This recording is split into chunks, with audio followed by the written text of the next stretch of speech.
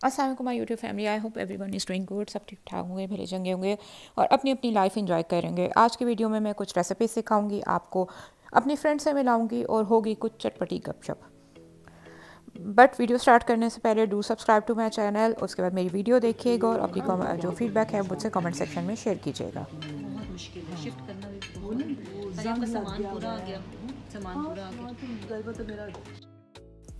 Basically ये शाम का टाइम है, था हमारा प्लान लंच करने का, बट वो बच्चों को पिक करके जब घर आए, ऑब्वियसली सारी मदर्स जो है अपनी अपनी रिस्पॉन्सिबिलिटीज़ में बिज़ी होती हैं, सो टाइम मैनेज करना मुश्किल होता है। बट समटाइम्स आपको अपने लिए अपनी फ्रेंड जो फ्रेंड सर्कल है उसके साथ ज़रूर टाइम निकाल के हैंग आउट करना चाहिए। अपनी बात करिए, तुम्हारी नहीं। काजल लगा लेती नहीं, वो टाइम ही नहीं था। सुबह का मैंने मुंह पे लेपा लापी की, लेपा लापी क्या, जरा लिपस्टिक लगा लेती हूँ, थोड़ी सी पेंसिल लगा नहीं। मैं तो सारा मेकअप करके जाऊँ। नहीं मैं नहीं करती, पता है टाइम नहीं मेरी होता। बॉल हाँ बहुत टाइम भी नहीं होता सुबह बॉल बॉल बॉल बॉल नहीं। वैसे जब टीचर्स वो मीटिंग कर रही होती हैं तो उसके बाद उनका दिमाग साइंस है नहीं करता ना बाहर। मेरे पास सेक्शन है ना, 3 सेक्शन आ लिया, तो वो जो पेरेंट टीचर मीटिंग होती है ना, तो अब तीनों सेक्शंस की सब मदर्स आती हैं ना, तो और फिर आपके चेहरे पे जरा एक स्माइल भी होती है और सुननी भी पड़ती है। तो यहाँ पे देखा आपने, ये था हमारा फ्रेंड्स का सर्कल जो कि हमने मिल के जो है एक बाहर जो है हैंग आउट किया था, खाना वाना खाया है, मज़े किया था। मैं बहुत मुश्किल से इधर गई थी बिकॉज मेरी जो फ्रेंड है लाहौर से आई हुई है, आलिया।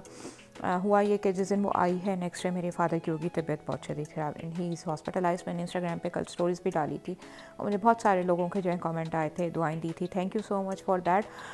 तो ही इज़ मच बेटर इंशाल्लाह। आई होप कि आज फ्राइडे है तो आज वो हॉस्पिटल से डिस्चार्ज भी हो जाएंगे।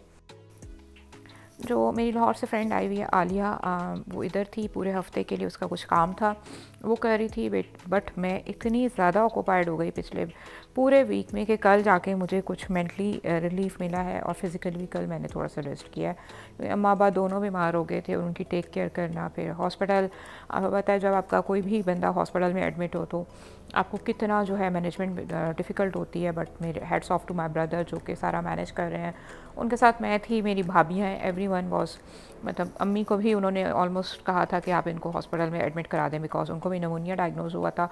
बट हमने कहा हम घर पे मैनेज कर लेंगे, 2 बंदों को hospital at a time manage करना बहुत डिफ़िकल्ट काम है। तो बस आलिया ने इंसिस्ट किया कि चलो कोई बात नहीं, तुम इतनी डाउन हुई भी हो, थोड़ी देर के लिए चलते हैं, जल्दी वापस आ जाएंगे। और वही किया हमने, बिल्कुल एंड पे पहुँचे। बाकी फ्रेंड्स ने आके खाना ऑर्डर कर दिया था, मोना अफशा ने, और खाना खाया है, एंड दैट्स इट। मैं घर आ गई। उससे ये हुआ कि थोड़ा सा जो मुझे स्ट्रेस था वो थोड़ा सा रिलीज़ हो गया और जो है मैं थोड़ा बेहतर फील करने लगी। तो बेसिकली मैं सबसे बड़ी हूँ तो मुझे थोड़ा सा अपने आप को स्ट्रॉन्ग रखना पड़ता है ताकि मेरे नीचे जो भाई हैं बहन हैं वो भी स्ट्रॉन्ग रहें। सो ख़ुद को स्ट्रॉन्ग प्रिटेंड करने की कोशिश में कभी कभी आप खुद भी डाउन हो जाते हो। उनके सामने मैं बिल्कुल नॉर्मल रहती हूँ। घर पे आके मुझे बहुत ज़्यादा स्ट्रेस हो रहा था, मेरी अपनी शुगर लेवल कल से 50s में आया हुआ है। और एनीवेज चलें, ये तो चलती रहेगी। अभी यहाँ मैं खाने में क्या बना रही हूँ, खाने में मैं बना रही हूँ मिक्स वेजिटेबल, जो कि बहुत ही मज़े की बनती है। मैंने उसके लिए क्या किया, सिंपल प्याज को लेकर थोड़ा सा उसको ब्राउन करके मैंने ब्लेंड कर लिया था, वो डाली है ऑयल में, उसको हल्का सा अच्छी तरह भूना है कि प्याज की जो कच्ची रॉ स्मेल है वो मैंने पहले ही भून लिया था, बट अगेन 1 से 2 मिनट के लिए उसको पकाया है मैंने। उसके बाद उसमें मैंने जो है टमाटर डाला है, स्पाइसेस में नमक, हल्दी, धनिया और सॉल्ट, ये तमाम चीज़ें, एक एक टेबल स्पून हल्दी और धनिया डाला है, सॉल्ट, और जो है लाल मिर्चें आपने अपने टेस्ट के मुताबिक डालनी है। कुटी हुई लाल मिर्च आपने इसमें थोड़ी सी डालें, बेशक ज़रूर डालनी है, उसका फ्लेवर बहुत अच्छा आता है। इन मसालों को अच्छी तरह भून लेना है। जब ये भून जाएँ और ऑयल छोड़ दें आपने, उसके बाद इसमें मेथी ऐड करनी है। मेथी ऐड करके अगेन इसको 3 से 4 मिनट के लिए आपने भुनाई करनी है कि मेथी की अच्छी अच्छी स्मेल आपके किचन में आने लगे, भीनी भीनी सी स्मेल। स्मेल नहीं, बेसिकली अरोमा होता है वेजिटेबल्स का और इन तमाम चीज़ों का।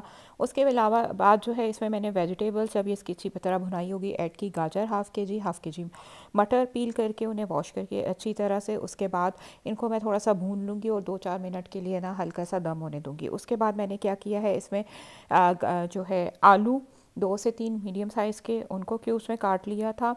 उसके बाद जो है एक फूल गोभी का मीडियम साइज़ का फूल लिया है, उसको अच्छी तरह वॉश करके कट कर लिया था। और अगर आपको डाउट हो कि गोभी में कीड़े हो सकते हैं तो आपने क्या करना है, हल्दी लेनी है, पानी में 1 चम्मच हल्दी डालनी है, थोड़ी देर अपनी गोभी को उसमें सोक कर देना है और आपने फिर उसको ड्रेन कर लेना है पानी को। जितने भी उसमें कोई बग्स वगैरह होंगे वो सारे ऊपर आ जाएंगे और वो भी ड्रेन आउट हो जाएंगे। और इसको दम करके आपने कुक होने के लिए रख देना अनटिल आपकी जो है सब्ज़ी प्रॉपरली गल जाए। और यहाँ पे मैंने मूली गोश्त बनाना था, उसके लिए मैं मूलियों को पहले गला लेती हूँ इस तरह से, और इसमें से हाफ़ मैं फ्रीज़ कर दूँगी और हाफ़ मैं मैं कुक कर लूँगी नेक्स्ट डे। जितनी भी मूलियाँ मैंने यहाँ पे ली थी, बेसिकली ये फ्रेश मेरे खाला के गार्डन की मूलियाँ थी, मैं लेके आई थी। इनको मैंने अच्छी तरह से जो है काट के साफ़ सुथरा कर लिया पत्तों समेत, और फिर मैंने प्रेशर कुकर में बस थोड़ा सा हाफ़ कप के करीब पानी डाला है और सॉल्ट डाला है, और इनको प्रेशर में रख दूँगी 15-20 मिनट्स के लिए, प्रॉपर्ली गल जाएंगी। इनका पानी ड्राई करके मैं आगे फिर बताती हूँ क्या करना है। साथ में यहाँ पे बना रही हूँ मैं मीठी रोटी या मीठा गुड़ वाला पराठा। तो उसके लिए मैंने यहाँ पे क्या किया है, पानी लिया है 1 कप, और उसमें मैंने हाफ़ कप के करीब शक्कर डाली। आप अपने टेस्ट के मुताबिक ये शक्कर या गुड़ जो भी आप यूज़ कर रहे हैं वो कम या ज़्यादा कर सकते हैं। मेरे पास शक्कर अवेलेबल थी, मैंने वो यूज़ कर लिया। अगर आपके पास शक्कर नहीं है, गुड़ है, तो वो आप डाल सकते हैं। और नॉर्मल गेहूं का जो आटा मेरे घर होल व्हीट फ्लावर आता है, मैंने वो लिया है। जितना भी आपने बनाना है क्वांटिटी, मैंने यहाँ पे 2 कप लिया, और उसमें 1 कप पानी और 1 कप हाफ़ कप जो है शक्कर डाल के उसका शीरा बना लिया है। और 2 कप यहाँ पे मैंने आटे का लिया है, उसमें मैंने डाला है थोड़ा सा घी, इलायची पाउडर, साथ में 1 टेबल स्पून यहाँ पे सौंफ को मैंने दरदरा कूट लिया था। बिल्कुल बारीक पाउडर नहीं बनाया था, ना ही बिल्कुल वो सौंफ एज इट इज़ रखी थी। बस बीच का जो थोड़ा सा होता है ना फ्लेवर, थोड़ी सी दरदरी रहे, थोड़ी सी मोटी रहे, और च्यू करने में क्योंकि वो बहुत फिर मज़े की लगती है। इसके बाद आपने जो शीरा प्रिपेयर किया हुआ था वो इस लेवल पे होना चाहिए कि आप उसको इजीली हैंडल कर सकें, ना बहुत गर्म हो ना बिल्कुल ठंडा। तो आपने जो है उससे ये आटा गूंदना है, गूंद के इसको 20-30 मिनट्स का रेस्ट लेना है, और फिर इसकी रोटी बना लेनी है। रोटी या पराठा, इस तरह की चीज़ें ट्रेडिशनल कभी कभी बहुत अच्छी लगती हैं, और ये चीज़ें इस किस्म की जब मैं बनाती हूँ अपने घर पे और खाती हूँ, तो मुझे अपने जो है नानो दादो उन लोगों की याद आती है। मिक्स वेजिटेबल, उसके अलावा ये जो मैं अभी साथ में मूली गोश्त बनाऊँगी, ये तमाम हमारे बड़ों की रेसिपीज़ हैं जो आज तक चल रही हैं, और इनको बना के खा के उनकी यादें ताज़ा हो जाती हैं। क्योंकि ये रिश्ते ऐसे होते हैं कि जो आपको जितना प्यार इन इन रिश्तों से मिलता है, वो ताउम्र आप उनकी छोटी छोटी चीज़ें याद रखती हैं। मुझे अपनी नानों की, दादी की, मेरी दादी अम्मा की डेथ बहुत अर्ली हो गई थी, मैं बहुत छोटी थी उस वक्त हो गई थी। लेकिन मेरे नाना अबू, नानो, मेरे दादा, उनकी डेथ अभी पिछले जो है कुछ सालों में हुई है। दादा अबू की फिर थोड़ी अर्ली हो गई थी। मेरी नानों की डेथ को आई थिंक इस साल 3 या 4 ईयर्स हो जाएंगे। नाना अबू की डेथ को 1 साल होने वाला है। सो इतने प्रीशियस और इतने प्यारे ये रिश्ते हैं कि मैं इनको बहुत मिस करती हूँ, क्योंकि मैं अपने ननियाल में सबसे बड़ी थी। ननियाल में मेरे पापा दूसरे नंबर पे थे, तो बहुत बहुत प्यार दिया है हर रिश्ते ने, हर बंदे ने। अभी भी मेरा ननियाल, धदियाल, चचा, सब everyone love me so much, और I am so blessed and thankful to Allah for this blessing. So यहाँ पे खैर मैंने जो रोटी का आटा गूंदा था उसको लेके नॉर्मल साइज़ में जो है 1/2 इंच की आपने तकरीबन ये रोटी बेल लेनी है। इसके कॉर्नर्स बिल्कुल फ्लैट नहीं होंगे जैसे नॉर्मल रोटी के होते हैं, क्योंकि ये थोड़ी सी इसको क्या कह लें, आटा थोड़ा इसका डिफरेंट होता है। जैसे आप मकई की आटी का रोटी का आटा गूंदते हैं ना, उस तरह का थोड़ा सा आटा इसकी रोटी बनती है। आपने अगर क्रिस्पी चाहते हैं तो इसको हल्की हीट पे बिल्कुल इस तरह से जैसे मैंने घुमा घुमा के पकाया है उस तरह पकाएं। मैंने बेसिकली इसका गुड़ वाला पराठा बनाया था, साथ में मलाई, फ्रेश मलाई हो आपके घर में तो क्या ही बात है। उसके साथ आप इसको सर्व करें। आप इसमें मलाई में हनी भी डाल सकते हैं, चीनी भी डाल सकते हैं, बट मैं थोड़ी डाइट पिट्टी हुई हुई हूँ आजकल, तो मैंने थोड़ी मलाई तो ली लेकिन उस पर ना हनी डाला ना चीनी डाली, क्योंकि चीनी गुड़ वाली रोटी ऑलरेडी हेल्दी भी थी, मीठी भी थी। तो दैट्स इट, बहुत ही मज़े का लगता है। शाम को कभी आप चाय के साथ बना लें, अभी रमज़ान आने वाला है आगे, तो आप इसको सहरी में बना के अपनी फैमिली को सर्व कर सकते हैं। तो यहाँ पे मैंने साथ में आपको एक सहरी की रेसिपी भी दे दी है, गुड़ वाली रोटी और साथ में मलाई। घर की जो फ्रेश उतरे हुए दूध की मलाई होती है उसके साथ तो ये बहुत ही मज़े की लगती है। वो थी नहीं मेरे घर में, नॉर्मली फ्रेश मिल्क कम ही आता है। हमने चाय पीनी होती है उसके लिए टेट्रा पैक का दूध यूज़ होता है, तो मलाई मेरे घर कम ही अवेलेबल होती है। और यहाँ पे अब ये उमर साहब ने भी एंट्री मार दी and he is enjoying it as well. So यहाँ पे ये खाते हुए मेरी बचपन की यादें ताज़ा हो गई, जो हम नानों के किचन में सुबह बैठ के नाश्ता करते थे और नानों हमें इस किस्म की रोटी बना के देती थी। इवन नॉर्मल पराठा जो होता था उसके साथ अंडा फ्राई करके और साथ में जो है फ्रेश मलाई उतार के वो पराठों के साथ हमें खिलाती थी। किचन में हम सारे राउंड बना के बैठ जाते थे। हम सारों से मुराद मैं, मेरे मामू, खालाएँ, क्योंकि मेरे छोटे बहन भाई उतने फ्रिक्वेंटली नानों के घर नहीं जाते थे जितनी मैं पाई जाती थी। मेरा बचपन गुजरा ही अपने ननियाल और धदियाल में। जो एक दिन पहले मैंने मूलियाँ प्रिपेयर की थी बॉयल करके, अब मैंने उनको कंटेनर में निकाल के रात को फ्रिज में रख दिया था, और नेक्स्ट डे मैंने मूली गोश्त बनाना था इनका।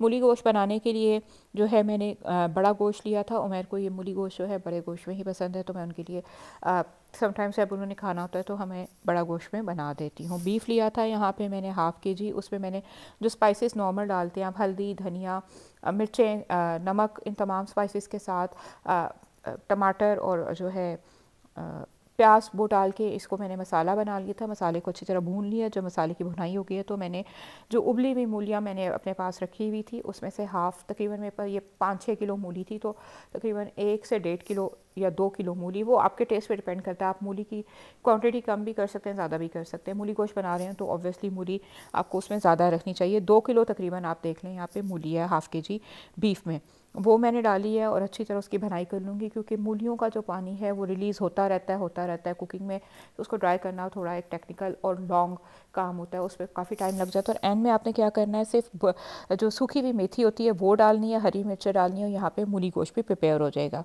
और साथ में ये मैं लाई थी एक कोरियन नूडल्स, इनका मैं नाम भूल गई हूँ। अनाया यहाँ पे होती है अभी मेरे पास वॉइस ओवर करते हुए, तो मैं उससे पूछ के बताती।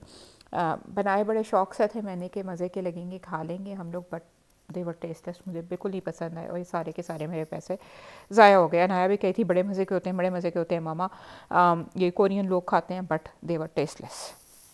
तो ये थी मेरी आज की वीडियो, जिसमें मैंने आपको अपनी कुछ फ्रेंड्स से इंट्रोड्यूस कराया, उसके अलावा जो है अपनी बचपन की कुछ यादें शेयर करी। यहाँ पे वीडियो एंड करती हूँ, मिलते हैं नेक्स्ट वीडियो में। Until that time take care of yourself and your loved ones. Allah हाफ़िज़।